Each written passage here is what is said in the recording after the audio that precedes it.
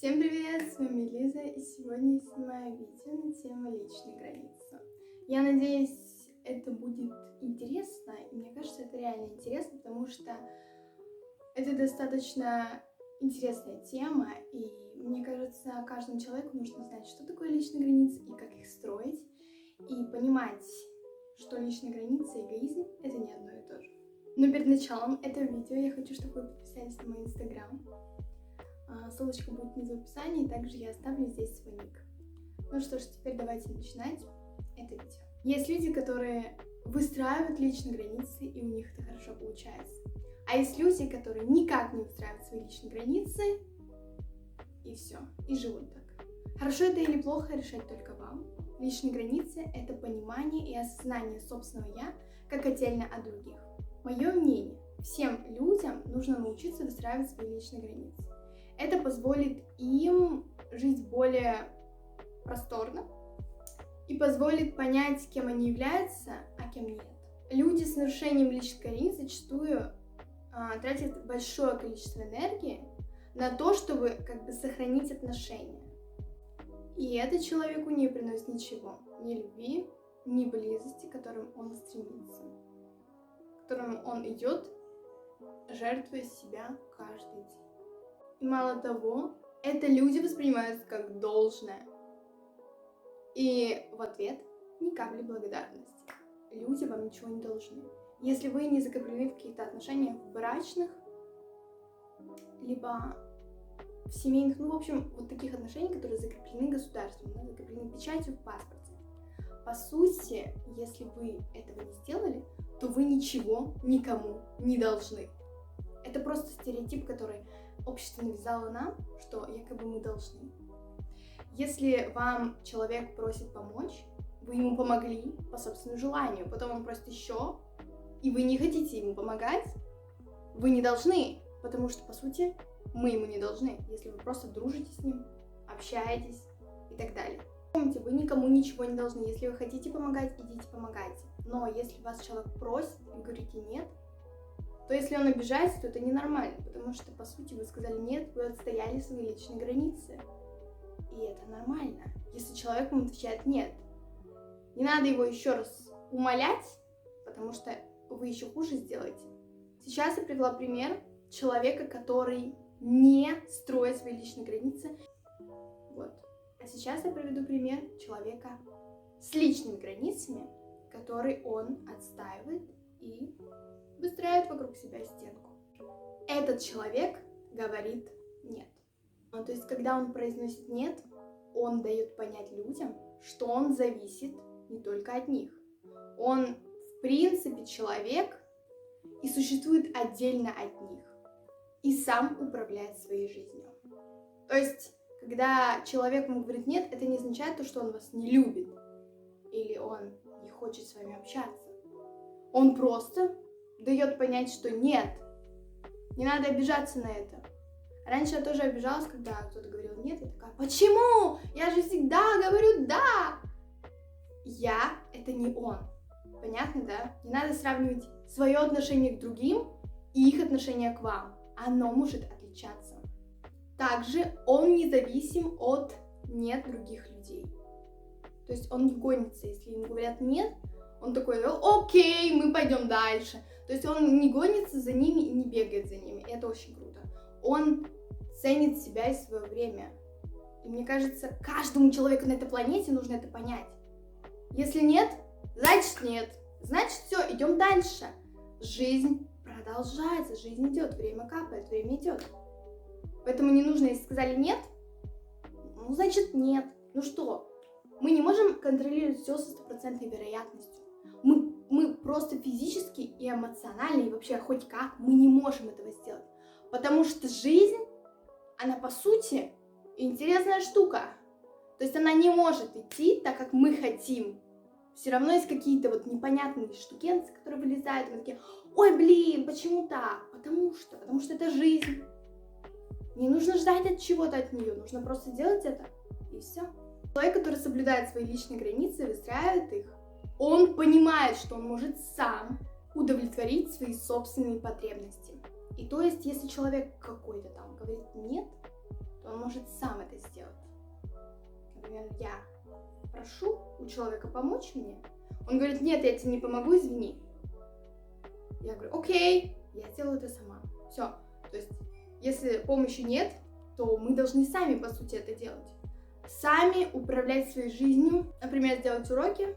Там, если вы что-то не понимаете, вы спрашиваете у одноклассника, например: помоги мне, пожалуйста. Он говорит: нет, у меня есть свои дела и свои заботы. И вы такие: окей, я сделаю это сама.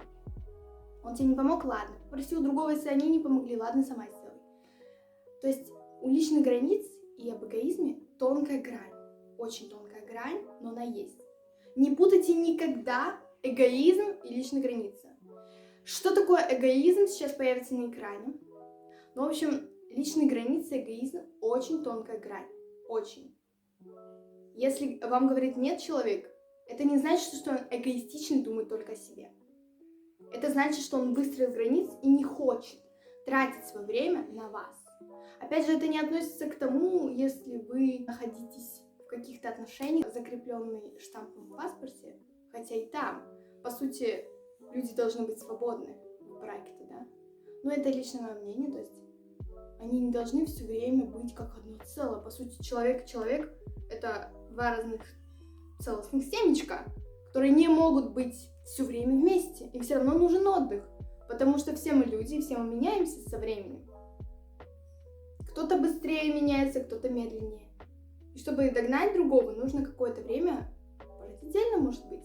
Опять же, это мое мнение, и я не вызываю, я не привязываю вас следовать ему или внедрять его в свои головы. Поэтому, если вы сейчас меня слушаете и говорите: она не права, то я не виновата. Это ваше мнение, а это мое мнение. И они не должны быть одинаковы.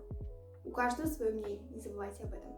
И только за вами выбор, каким вы будете человеком. Либо вы будете человеком с нарушенными личными границами, либо вы будете человеком с личными границами, которые выстраивают их всю свою жизнь.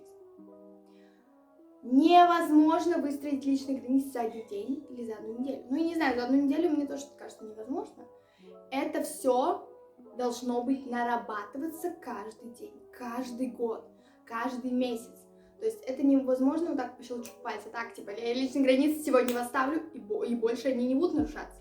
Все равно старые привычки дадут о себе знать. И вы такие: блин, невозможно за один день, за какой-то короткий срок личные границы выстроить.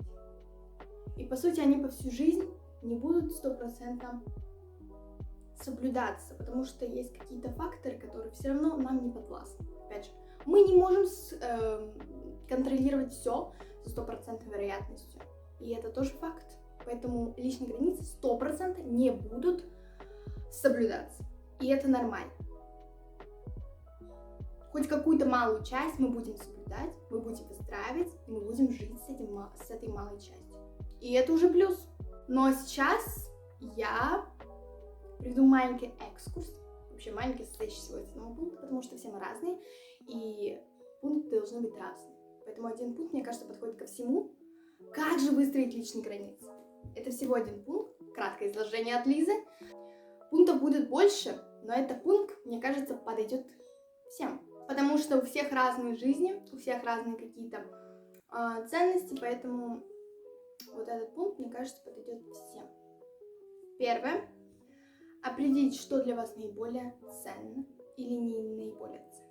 Определить, что для вас более важно, а что нет. На что вы готовы тратить свое время, а на что нет. Вот это нужно вам определить в первую очередь, потому что остальное вы будете потом сами докапываться в своей голове. То есть, опять же, это все сразу не придет. У вас не будет сразу понятия, что для вас ценно, а что нет.